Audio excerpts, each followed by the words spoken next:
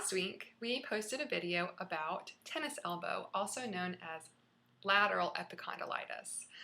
This past week, we told you all about golfer's elbow or medial epicondylitis. If you want to learn more about golfer's elbow, check out our article on it in the video description below. Generally, golfer's elbow is actually less common than tennis elbow. You probably have heard of tennis elbow, maybe not so much golfer's elbow. I'll do a brief anatomical review of golfer's elbow. Here you see the humerus, which is the bone of your upper arm. Up top you can see the head of the humerus, or the ball part of your shoulder's ball and socket. Down below near the bottom you'll find both epicondyles, lateral and medial. One way to think about golfer's elbow is that it's kind of the opposite of tennis elbow. Your medial epicondyle is located on the other side of your elbow, and the muscles that attach to it are the ones that actually bend your wrist the other way. With tennis elbow, your muscles that were impacted were right here, and they're the muscles and the muscle tendon that control this backward motion.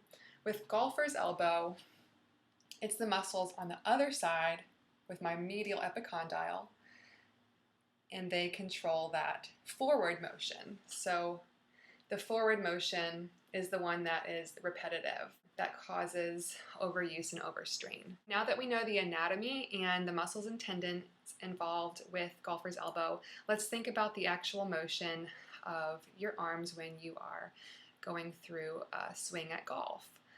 You're holding the golf club and you're swinging it backwards.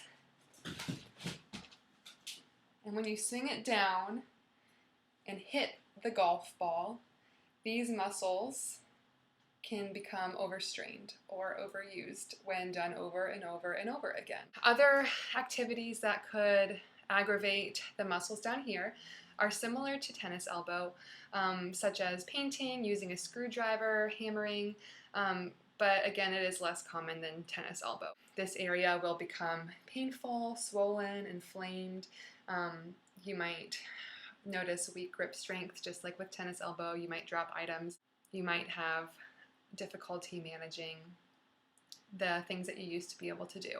With all that being said, I did want to teach you the golfer's elbow stretch. This is one that is very commonly used among OTs and PTs.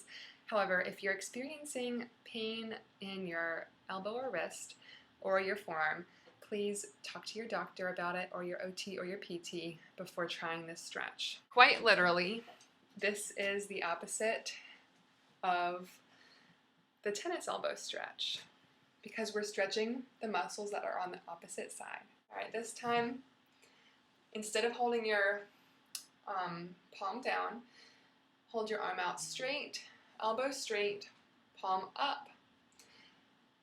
And then we're going to go in this motion. So you might already feel it. If you do, it's going to be on the inside of your elbow. This right here is where you'd be feeling pain if you had golfer's elbow. And the tendon that attaches these muscles right here, this muscle mass, is the one that's really inflamed and could perhaps have some micro tears in it.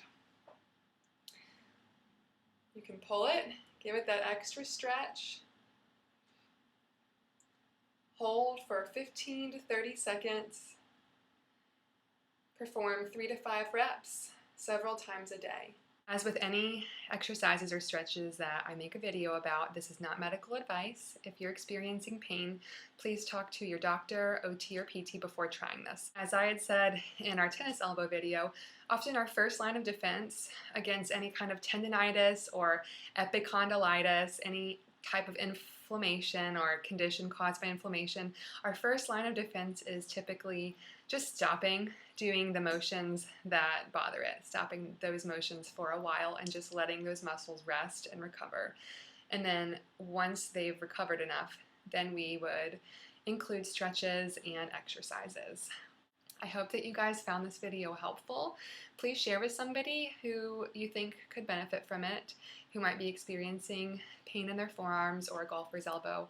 Be sure to subscribe to our YouTube channel